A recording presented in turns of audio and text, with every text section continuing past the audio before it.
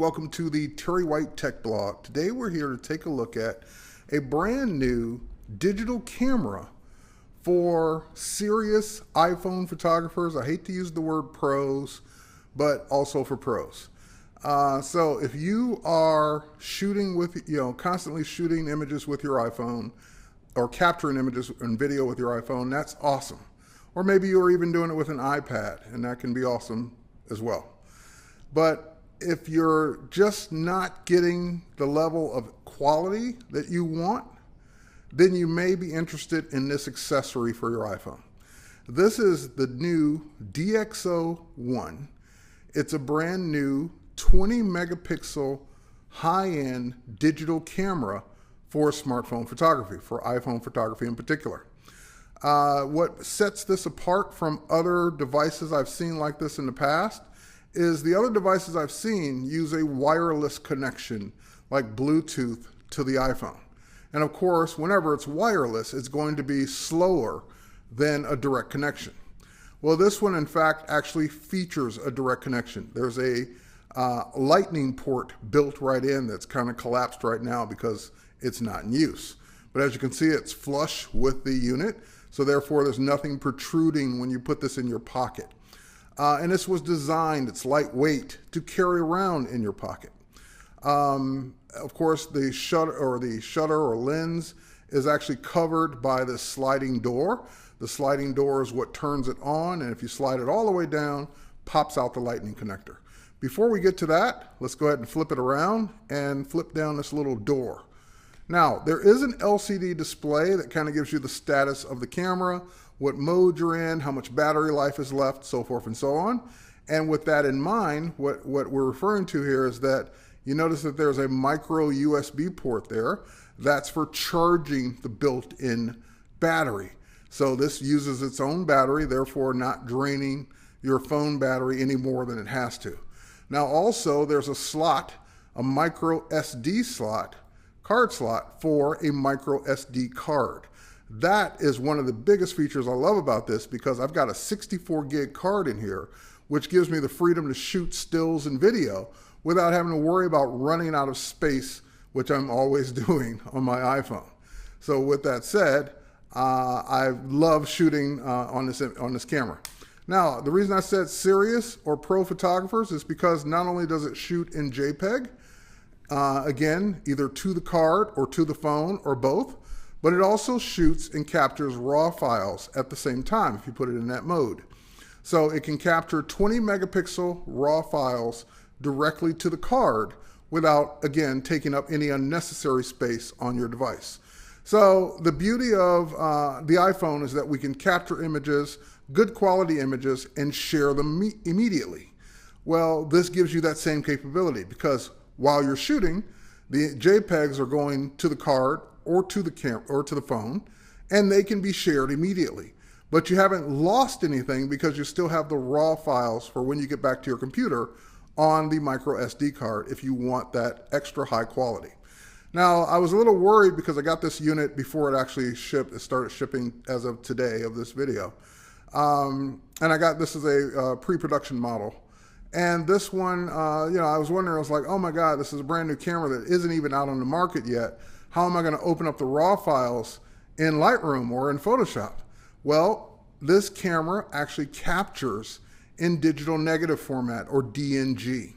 So the raw files that it captures are already compatible with every version of Photoshop from Photoshop 7 on up and every version of Lightroom because it's DNG. So you can open up the raw files no matter what version of Lightroom and Photoshop you're on and start working with them immediately. You don't have to have any other software updates.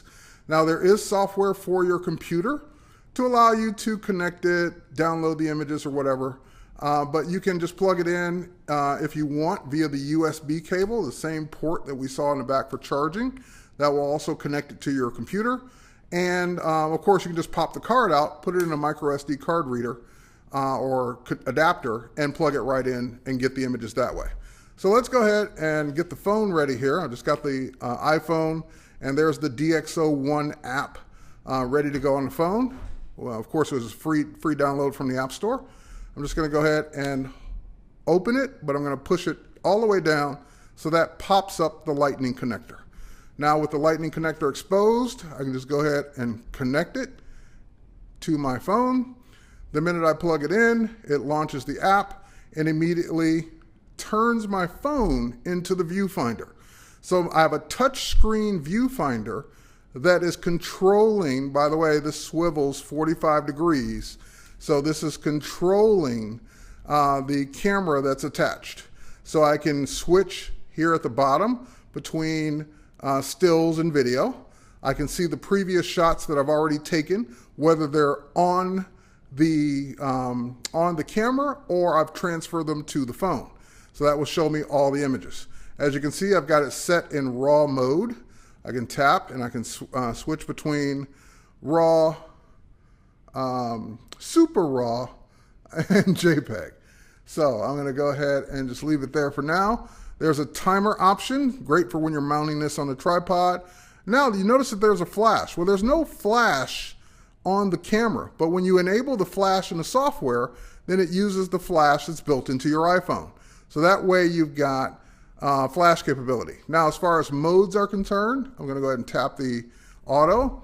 So I've got auto, I've got scenes, I've got program, aperture priority, shutter priority, and full-on manual mode.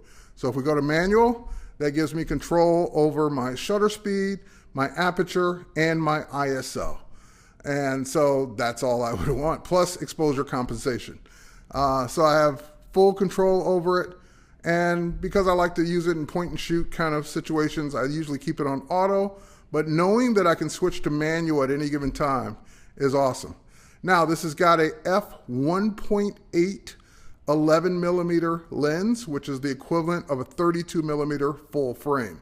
So look at that depth of field between this little potted plant on the table and the bigger plant over there in the corner. So we go ahead and capture that. And of course, I can tap. That image is on the camera. It's not on the phone yet. But even while it's still on the camera, I can go ahead and tap the share button, and I can share this using any of the iOS sharing capabilities. So I can put it on Facebook, put it on Instagram, save it to the camera roll if I want to, print it. I can do everything while it's connected. Now, if I disconnect and I haven't transferred it, the images will still be on the card, but the app will no longer have access to them unless I transfer them to the phone.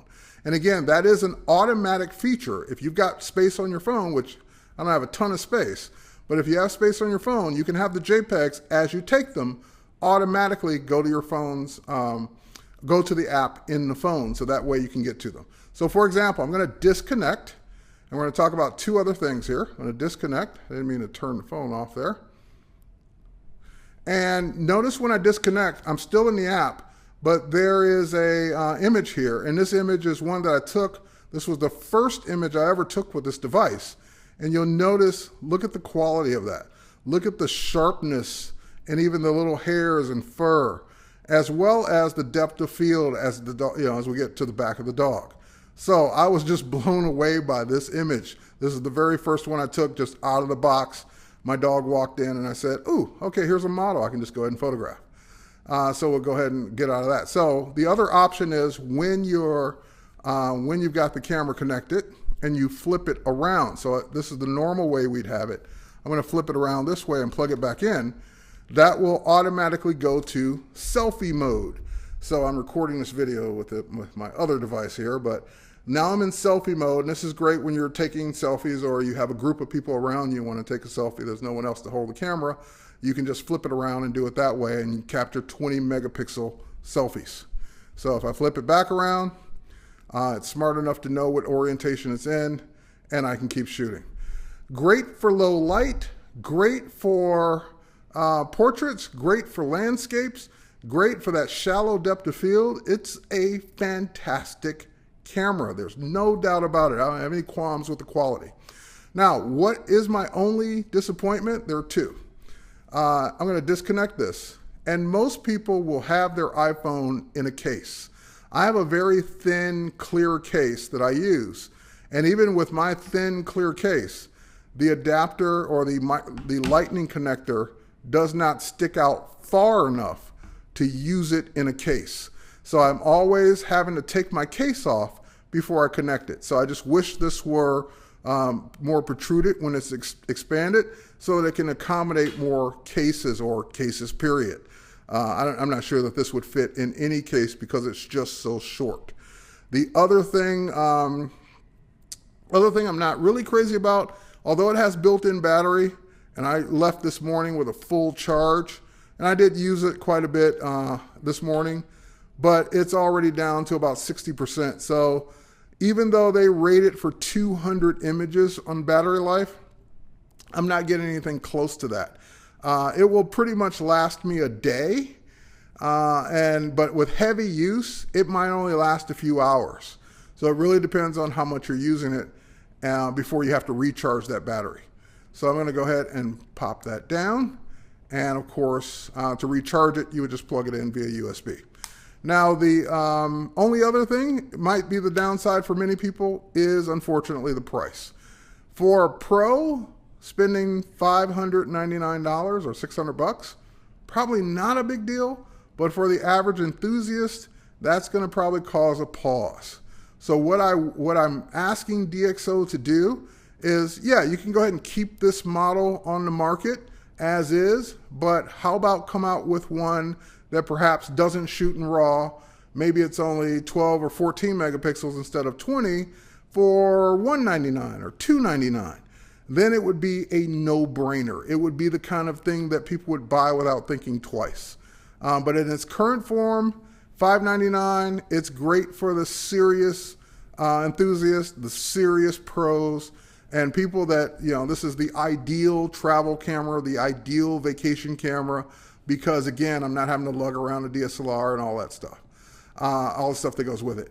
And also the lens is a fixed lens, so there's no attachments that I've seen to date. So the lens is what it is, and the zoom on it is digital, not optical. But it's a pretty good zoom. I've tried it. It's a 3x zoom, and it's pretty impressive, actually. So with that, this is the new Dxo One, and you can get more information or see the pricing of it or order it here. I'll put the link down below right now, and I invite you to check it out. Thanks for watching, and we'll catch you on the next one.